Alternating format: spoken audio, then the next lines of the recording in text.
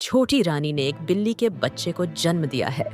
अब राजा बहुत गुस्से में है कि वह इस बिल्ली को कैसे अपनी औलाद स्वीकार करें।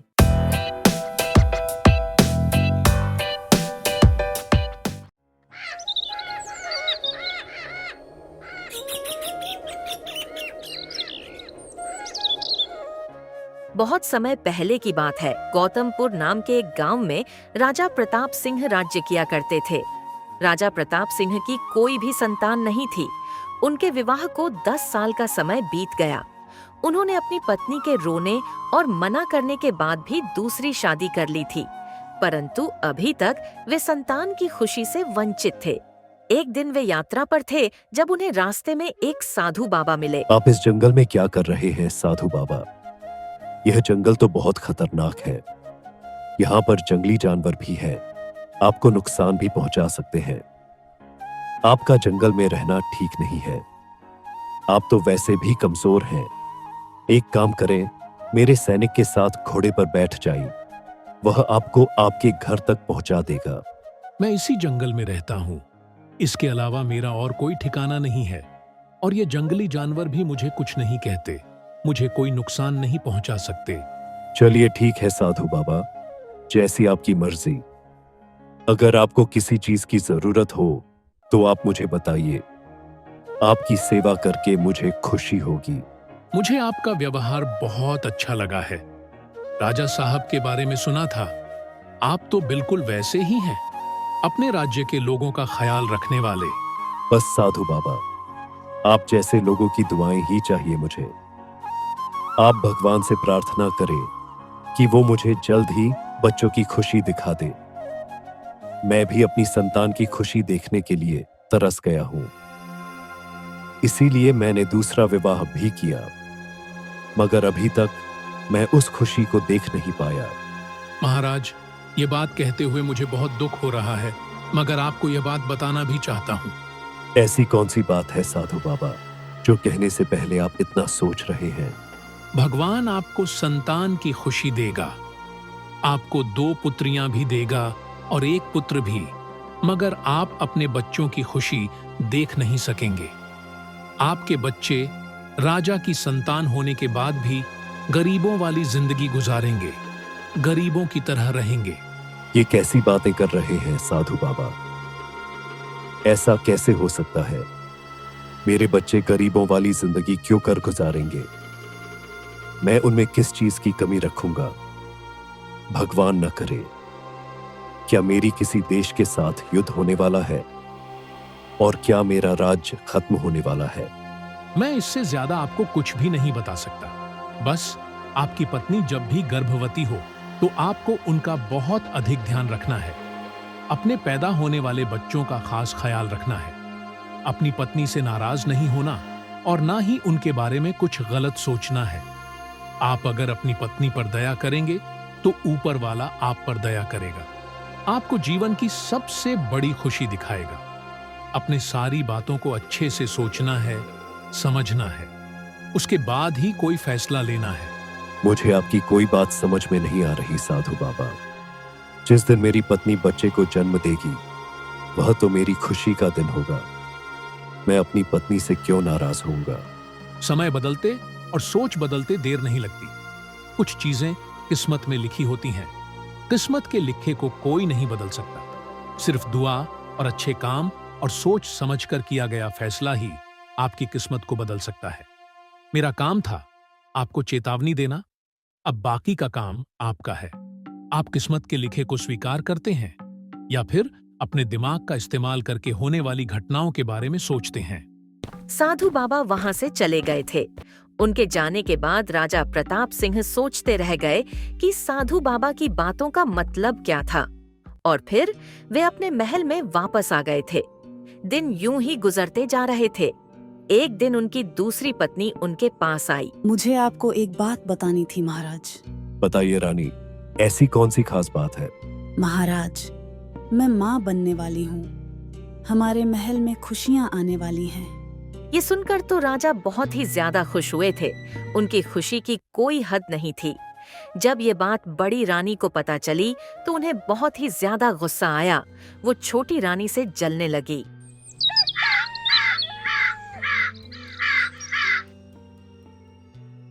अगर छोटी रानी की औलाद हो गई, वह माँ बन गई, तो राजा तो सिर्फ उसी के होकर रह जाएंगे।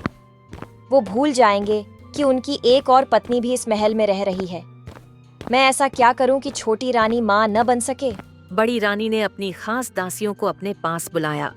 उन्हें यह सारी बात बताई तो वो भी उदास हो गईं। महारानी, मैं एक ऐसे वैद्य को जानती हूँ जो जड़ी बूटियों से इलाज करता है। उसका कहना है कि जिन्हें कोई औलाद नहीं होती, उसकी जड़ी बूटियों के इलाज से उस औरत को औलाद हो जाती है। मैं आपके लिए उससे जड़ी बूटियां लेकर आऊंगी। कितना अच्छा हो अगर छोटी रानी के साथ ही आप भी माँ बन जाए। तुम जल्दी से उस वैद्य से जड़ी बूटियां लेकर आओ। इससे पहले मैं कितना इलाज करवा चुकी हूँ। कितने बड़े और राज हकीम से मैंने दवाइयां लेकर इस्तेमाल की, मगर मुझे कोई फायदा नहीं हुआ। तुम एक बार उस वैद्य से भी जड़ी बूटियां लेकर आओ। हो सकता है कि अब मेरी यह इच्छा पूरी हो जाए। छोटी रानी बहुत खुश थी। उसे यह बात मालूम थी कि बड़ी रानी उससे जलती है। वो उसे और उसके बच्चे को नुकसान पहुंचाने की कोशिश करेगी। इसलिए वह हर वक्त अपने कमरे में बंद रहती और जो भी खाती एहतियात से खाती, कहीं बड़ी रानी ने उसमें कुछ मिला न दिया हो। कितना मैंने कोशिश कर ली, मगर मुझे अपने मकसद में सफलता नहीं मिली। अब थोड़े ही दिन रह गए हैं। जब छोटी रानी माँ बन जाएंगी, उनकी गोद में बच्चा आ जाएगा, तो तब मेरा क्या होगा? अगर छोटी रानी ने मुझे महल से बाहर निकलवा दिया तो मैं कहाँ जाऊंगी? मैं क्या करूंगी? मेरे पास आपके इस समस्या का उपाय है। जल्दी से बताओ, क्या उपाय है तुम्हारे पास? मैं ऐसा क्या करूं कि इस मुसीबत से मेरी जान छूट जाए? रूपा ने बड़ी रानी के कान में एक सरगोशी की, जिसे सुनकर बड़ी रानी बहुत खुश हुई। कहने लगी, यह बात जो तुमने मुझे बताई है, अगर इस पर मैंने अमल किया तो राजा तो छोटी रानी की शक्ल भी नहीं देखेंगे, उससे नफरत करने लगेंगे। इस महल में कोई भी छोटी रानी की इज्जत नहीं करेगा। उसके बाद तो राजा रानी के करीब भी नहीं जाएंगे। अब यह काम तुम्हें करना है रूपा, और यह काम बहुत होशियारी से करना है, किसी को खबर ना हो सके। आप बिल्कुल चिंता मत करें महारानी, आपके लिए मेरी जान भी हाजिर है। मैं यह काम जरूर करूंगी और इतनी चालाकी से करूंगी कि किसी को कुछ पता नहीं चलेगा।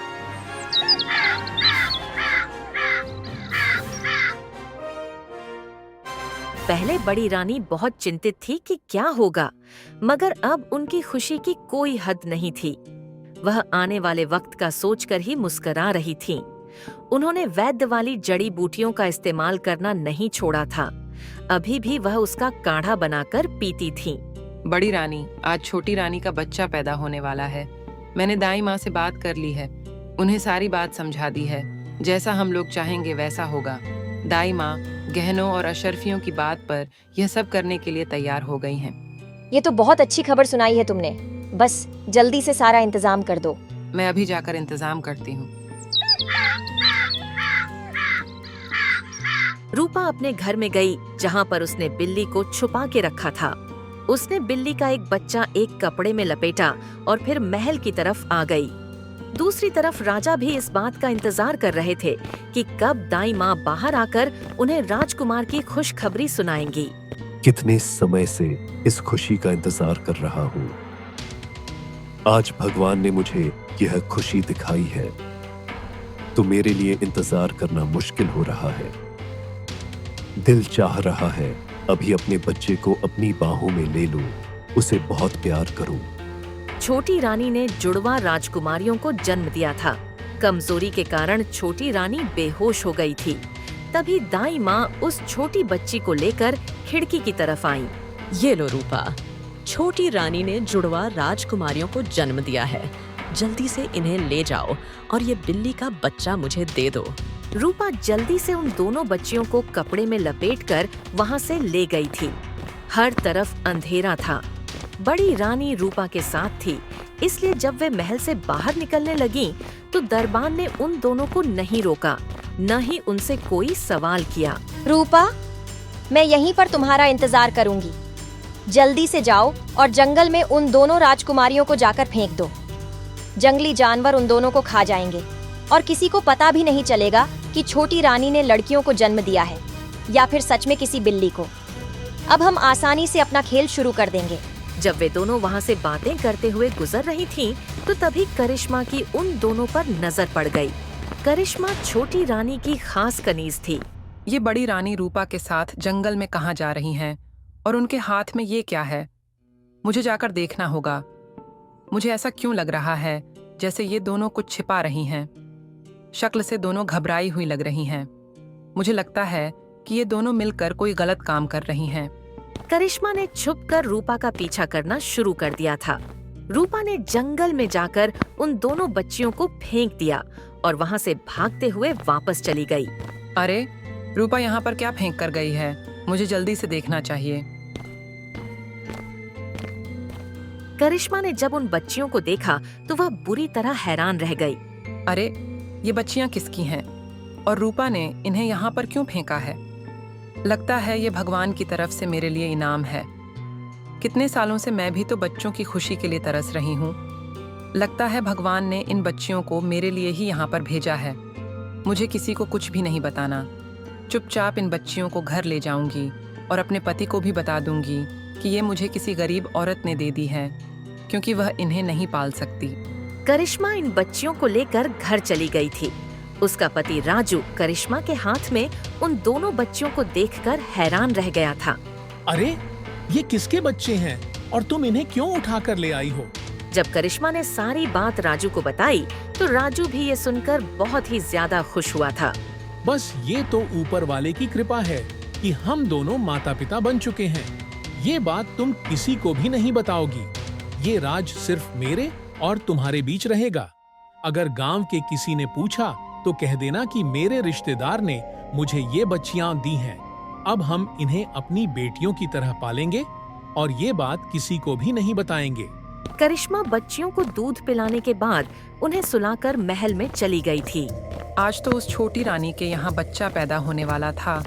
मैं उन्हीं को देखने गई थी, मगर रूपा के पीछे जाकर छोटी रानी के बारे में भूल ही गई। अब वो मेरा इंतजार कर रही होंगी।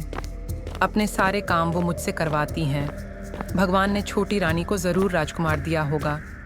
मैंने कितनी प्रार्थना की थी छोटी रानी के लिए। जब करिश्मा महल में जाती है तो उसे महल में लोगों का शोर सुनाई देता है। राजा बहुत ही ज्यादा गुस्से में होते हैं और छोटी रानी पर चिल्ला रहे होते हैं। मुझे ये बताओ छोटी रानी कि आपने जीवन में ऐसा कौन सा पाप किया है जिसकी भगवान ने इतनी बड़ी सजा दी है। मैं इतना खुश था कि भगवान मुझे पिता बनाने वाला है। मेरे घर में भी मेरा राजकुमार आने वाला है, मगर मुझे क्या पता था कि ये सब तो आपके पापों की सजा है जो मुझे भी आपके साथ मिल रही है। अरे ये राजा इतना गुस्सा क्यों कर रहे हैं और छोटी रानी इतना रो क्यों रही हैं? आज तो छोटी रानी बच्चे को जन्म देने वाली थी। आज तो उन दोनों को खुश होना चाहिए था, मगर यहाँ पर हो क्या रहा है? और ये बड़ी रानी को देखो कैसे मुस्कुरा रही हैं। और ये रूपा, ये भी तो बहुत कुछ नजर आ रही है। आखिर ये चक्कर क्या है? मुझे पता करना होगा। दाई माँ, राजा इतना गुस्सा क्यों कर रहे हैं और छोटी रानी वो इतना रो क्यों रही हैं? आखिर हुआ क्या है यहाँ पर? अरे तुम्हें नहीं पता क्या? छोटी रानी ने बहुत बड़ा पाप किया है। भगवान ने उन्हें बहुत बड़ी सजा दी है और राजा तो इसीलिए अब छोटी रानी पर गुस्सा कर रहे हैं। अब मुझे लगता है कि वह उन्हें महल से निकाल देंगे। उन्हें उनके पाप की बहुत बड़ी सजा देंगे। परंतु हुआ क्या है? मुझे ये भी तो पता चले। छोटी रानी ने एक बिल्ली के बच्चे को जन्म दिया है। अब राजा बहुत गुस्से में है कि वह इस बिल्ली को कैसे अपनी औलाद स्वीकार करें। करिश्मा भी हैरान परेशान रह गई थी। ऐसा कैसे हो सकता है दाई माँ? मुझे विश्वास नहीं हो रहा। ये सच नहीं हो सकता। छोटी रानी तो बहुत अच्छी हैं। वह कोई पाप कर ही नहीं सकती। मैं इस सफेद सर के साथ झूठ क्यों बोलूंगी? मैं अपने हाथों से उस बच्चे को दुनिया में लेकर आई हूँ। मुझे पता है कि वह इंसान का नहीं बल्कि एक बिल्ली का बच्चा था। मुझे दाल में कुछ काला लग रहा है। मैंने रूपा को जिन बच्चों को जंगल में फेंकते देखा था, कहीं वो छोटी रानी की बेटियां तो नहीं, और कहीं ये सब छोटी रानी के खिलाफ साजिश तो नहीं। मुझे क्या करना चाहिए? क्या ये बात मैं राजा को बता दूं? नहीं नहीं, अभी मुझे राजा को नहीं बताना जब तक मुझे सच मालूम ना हो जाए। करिश्मा बड़ी रानी और रूपा पर गहरी नजर रखने लगती है। जब वह दोनों दाई माँ को लेकर अपने कमरे में जाती हैं, तो करिश्मा भी छुपकर उनके पीछे वहाँ पहुँच जाती है और उनकी बातें सुनने लगती है। ये लें दाई माँ, आपका इनाम। आपने मेरे लिए बहुत बड़ा काम किया है। अगर आप राजा से झूठ न बोलती तो कभी भी मुझे ये दिन देखना नसीब न होता। सच कहते हैं, इंसान अपनी कोशिश से अपनी किस्मत को बदल सकता है। मैंने भी अपनी किस्मत को बदल लिया। अगर राजा को पता चलता कि उनकी जुड़वा राजकुमारियां हुई हैं, तो वह मुझे भूल ही जाते। छोटी रानी मुझे इस महल से निकलवा ही देती, मगर अब मैं उसे इस महल से क्या राजा की जिंदगी से हमेशा के लिए निकाल दूंगी। हाँ बड़ी रानी, आपने अपनी चालाकी से अपनी किस्मत को बदल लिया है। भगवान आपको हमेशा खुश रखे। अब मुझे सारी बात समझ में आ गई है। वो दोनों बच्चे राजकुमारी हैं, वो छोटी रानी की ही बेटियां हैं, मगर ये बात मैं किसी को भी नहीं बताऊंगी। इस तरह से मैं उन दोनों बच्चियों को खो दूंगी और मैं उन्हें खोना नहीं चाहती। मैं ये सच छुपा लूंगी और उन दोनों को माँ बनकर पालूंगी। करिश्मा खुद गर्ज बन गई थी और इधर राजा बहुत गुस्से में थे। उन्होंने छोटी रानी को एक छोटे से कमरे में फेंक दिया था। वह उस दिन के बाद से छोटी रानी के पास नहीं गए और न ही उनसे कभी कोई बात की। अब हर तरफ बड़ी रानी का ही राज था। एक दिन बड़ी रानी को ये खुशी की खबर मिली कि वह माँ बनने वाली है। आज मैं इतनी खुश हूँ कि मेरे पांव जमीन पर नहीं टिक रहे। अब हर तरफ मेरा राज होगा। मैं राजकुमार को जन्म दूंगी। राजा के दिल के साथ साथ इस राज्य पर भी राज करूंगी। बड़ी रानी ने एक राजकुमार को जन्म दिया था। राजा बहुत खुश थे। उनकी ये इच्छा पूरी हो गई थी कि वह एक राजकुमार के पिता बने। जब कभी उन्हें छोटी रानी का ख्याल आता तो वह बहुत उदास हो जाते थे। मैं आज तक समझ नहीं सका कि छोटी रानी ने ऐसा कौन सा पाप किया है। छोटी रानी ने भी तो मुझसे दोबारा माफी नहीं मांगी और न ही मुझे अपने पाप के बारे में बताया, जिस कारण उन्हें इतनी बड़ी सजा मिली।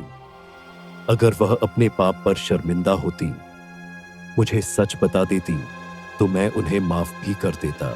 राजा, मैं आपसे एक बात कहना चाहता हूँ। आपको एक बात याद दिलाना चाहता हूँ। हाँ, कहो क्या कहना चाहते हो तुम? आपको याद है एक बार आपको साधु बाबा मिले थे कि आपको अपनी छोटी रानी के लिए न्याय से काम लेना होगा, सोच समझकर कोई फैसला करना होगा।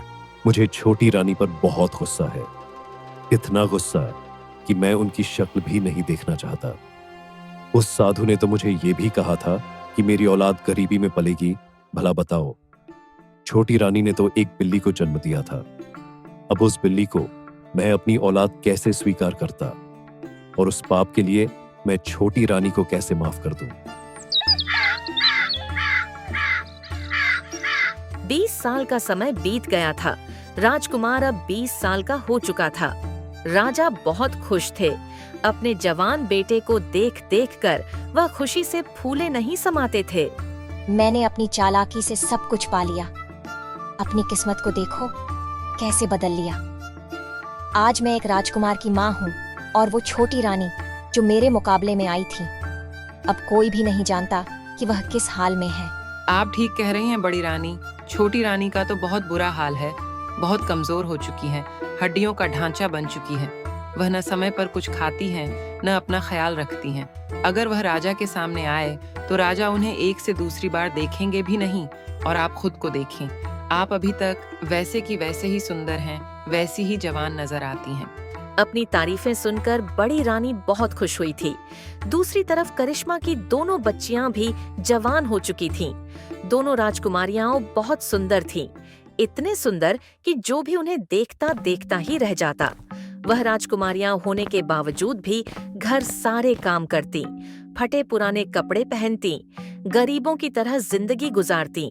कहीं मैंने उन बच्चियों के साथ कुछ गलत तो नहीं कर दिया, उनकी ज्यादती तो नहीं की। अगर मैं राजा को सच बता देती तो आज उन बच्चियों को यूं गरीबी वाली जिंदगी नहीं गुजारनी पड़ती, बल्कि ये अपने राजमहल में राज कर रही होती। फिर किसी राजकुमार से उनकी शादी हो जाती। मेरी खुदगर्जी ने उन दोनों राजकुमारियों की जिंदगी बर्बाद कर दी। करिश्मा को अपने किए पर पछतावा था, मगर वह राजा को ये बात बताते हुए डरती थी कि गुस्से में आकर राजा उसकी जान न ले ले।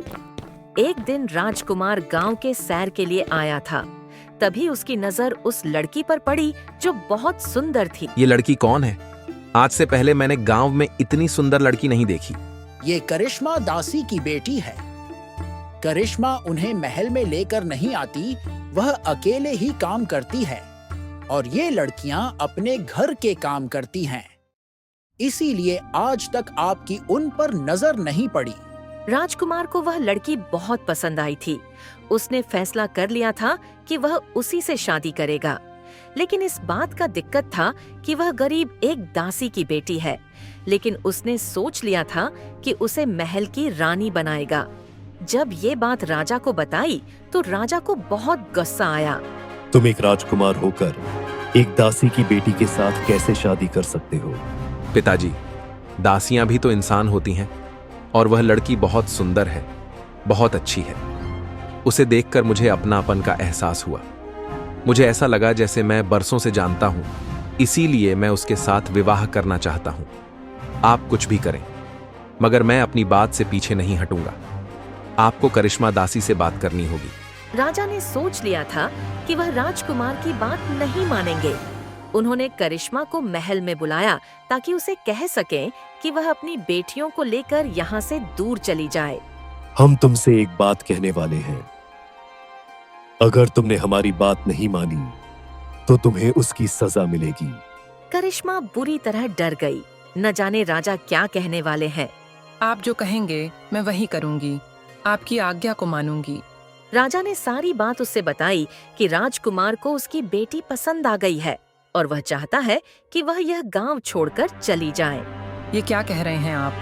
राजकुमार ऐसा नहीं हो सकते। राजकुमार ऐसा सोच भी कैसे सकते हैं? मेरे पास आपको बताने के लिए एक ऐसी बात है जो मुझे आपको बताते हुए डर लग रहा है कि आप मेरी जान न ले लें। ऐसी कौन सी बात है? जल्दी से बताओ मुझे। बड़ी रानी ने छोटी रानी के खिलाफ साजिश की थी। छोटी रानी ने किसी बिल्ली के बच्चे को जन्म नहीं दिया था, बल्कि उन्होंने 2 जुड़वा राजकुमारियों को जन्म दिया, जिसे रूपा दासी ने बड़ी रानी के कहने पर जंगल में फेंक दिया था। मैं उन बच्चियों को लेकर घर चली गई। मैं खुद गर्ज हो गई थी कि कहीं वह बच्चियां मुझसे छिन न जाएं, इसलिए मैंने यह सच आपसे छुपाया। ये सुनकर राजा अपनी जगह से उठकर खड़े हो गए थे। उन्हें साधु की बात याद आई थी कि तुम्हारी औलाद गरीबी की हालत में पलेगी। अगर तुमने सोच समझकर फैसला किया तो तब तुम सच तक पहुंच जाओगे। ये मुझसे क्या हो गया? मुझसे कितनी बड़ी गलती हो गई। मुझे साधु बाबा ने पहले ही चेतावनी दी थी कि मेरे साथ क्या घटने वाला है, मगर फिर भी मैं उनकी बातों को, उनके इशारों को समझ नहीं सका। मैंने अपनी बच्चियों के साथ साथ अपनी पत्नी के साथ भी बहुत बड़ा अन्याय किया है। मैं बड़ी रानी और रूपा दासी को उनके किए की सजा दूंगा। राजा छोटी रानी के पास जाकर उनसे माफी मांगे और उन्हें लेकर अपने साथ महल में आए और फिर बड़ी रानी के सामने आकर खड़े हो गए। आपने ये क्या किया बड़ी रानी? आपने मुझे धोखा दिया। मेरी बच्चियों को जंगल में फेंकवा दिया ताकि उन्हें जानवर खा जाए और वह आपकी जिंदगी से निकल जाए। आपने बहुत बड़ा अन्याय किया है। आज के बाद आप इस महल में नहीं रहेंगी। मेरा आपके साथ आज से संबंध समाप्त। ये बात राजकुमार को भी पता चल गई थी कि करिश्मा दासी की बेटियां उसकी अपनी सगी बहनें हैं। इसीलिए मुझे ऐसा महसूस होता था जैसे मेरा उनके साथ सालों पुराना नाता है, जैसे मैं उन्हें बहुत समय से जानता हूं। अगर मैं ये बात न कहता तो पिताजी, आपको आज भी ये बात पता न चलती कि वह दोनों आपकी अपनी सगी बेटियां हैं और उन्हें उस छोटे से घर में नहीं बल्कि इस महल में होना चाहिए। अब सब कुछ बदल गया था। राजू की मृत्यु कुछ साल पहले हो गई थी। करिश्मा और दोनों राजकुमारियां अकेली रह गई थीं। राजा उन तीनों को महल में लेकर आ गए थे। आज से मेरी दोनों राजकुमारियां इस महल में ऐसे ही रहेंगी जैसे राजकुमार रहते हैं। तुम लोगों को किसी भी चीज की तकलीफ हो, कोई भी दिक्कत हो, तो अपने पिता को जरूर बताना। दोनों राजकुमारियां बहुत खुश थीं। उनकी हमेशा से ये इच्छा थी कि वह किसी महल में रहे और आज उनकी इच्छा पूरी हो गई थी। राजा ने उनकी शिक्षा और तालीम के लिए एक आचार्य को महल में बंदोबस्त कर दिया था। बड़ी रानी को उनके किए की सजा मिल चुकी थी। अब सब अपने जीवन में हंसी खुशी रहने लगे थे। तो दोस्तों, कैसी लगी आपको यह कहानी हमें कमेंट बॉक्स में बताएं और साथ ही चैनल को सब्सक्राइब करें। इस चैनल पर ऐसा ही वीडियो आता रहेगा और हम इस चैनल पर हमेशा दिखते रहेंगे। तो धन्यवाद दोस्तों।